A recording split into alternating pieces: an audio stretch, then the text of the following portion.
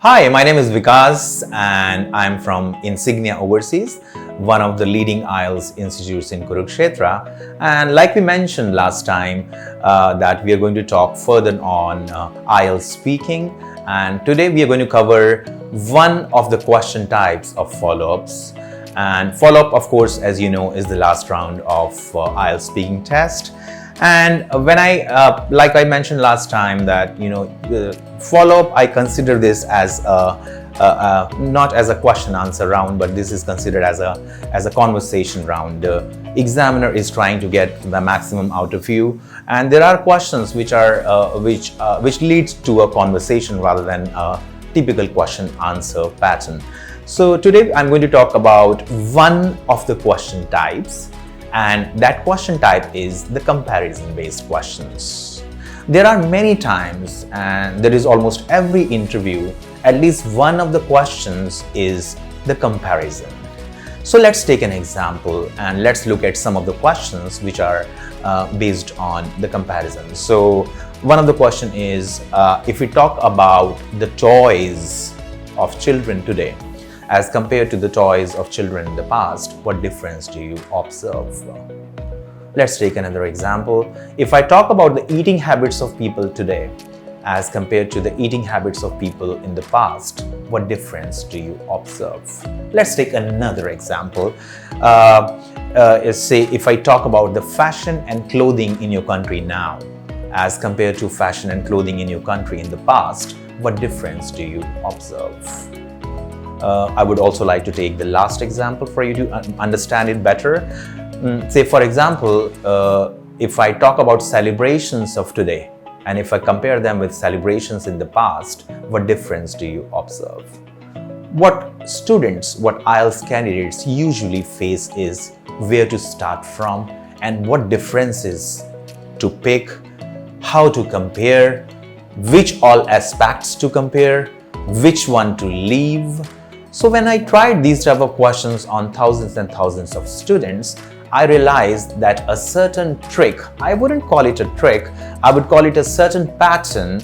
If taught to an IELTS candidates, they are easily able to cater to the comparison-based follow-up questions. So the key word which I gave to my student is in terms of.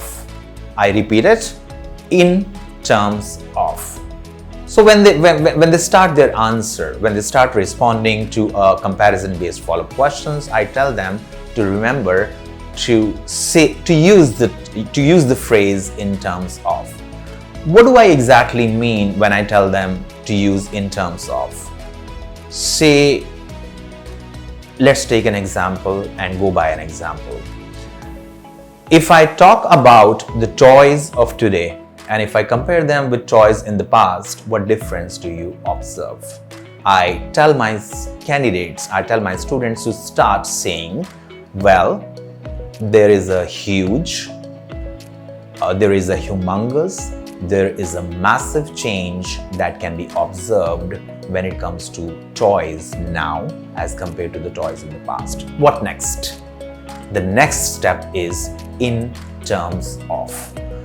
Down the line, we realize that if we pick up certain words which are going to be applicable and fit in every type of follow-up questions, those words are: 1. In terms of technology. 2nd, in terms of money. 3rd, in terms of globalization. 4th, in terms of experimentation. So what one understands is that when you start your question with a phrase in terms of, it is really, really easy for a student to elaborate the response of a question which is based on comparison. If I change the topic altogether and try to use the same 4 or 5 points which I'm going to use in terms of, you'll realize that they all fit for an explanation. Let's take another example.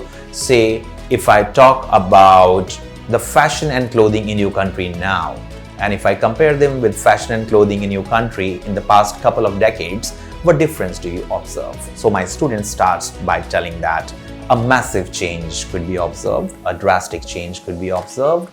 Vocabulary depends upon the level and understanding of the student, and then they would say that in terms of technology. Now compare the clothes, fashion and clothing, and the toys. And then remember in terms of technology. The second comparison and the second point which my students use is in terms of money. You would realize that technology, money, both are the aspects which are applicable to almost all the comparisons in the past and now. Let's take another example. Say for example, toys. Definitely technology is applicable to toys in the past and now. So remember, in terms of whenever you're answering, whenever you're responding to a follow-up question, which is a comparison-based question. Let's take another example. Let's take an example from the latest cue cards. One of the cue cards is talk about an interesting conversation you had with someone. And one of the follow-up questions is, what is the difference between, say for example, the mode of communication in the past and mode of communication now? And if I want to answer, I would say, well, there is a humongous change which could be observed, and I would use my same trick which says in terms of technology, in terms of globalization, in terms of money, in terms of experimenting, and so on. Trust me, my students, whoever use this trick or whoever use these steps in order to answer the comparison question, they never run out of ideas. They will always have an idea, because these are the 5 aspects which are applicable to all kind of changes. And as we all know, you don't have to go for facts, or you don't have to go for intelligent information when it comes to IELTS speaking. So try this, watch this video, and try this when you're answering or responding to follow-up questions. Trust me, this is really going to help you. And I'm going to come up with further categories, more categories of follow-up questions. Keep watching this space. Thank you so much, and have a beautiful day from Insignia Overseas. Thank you.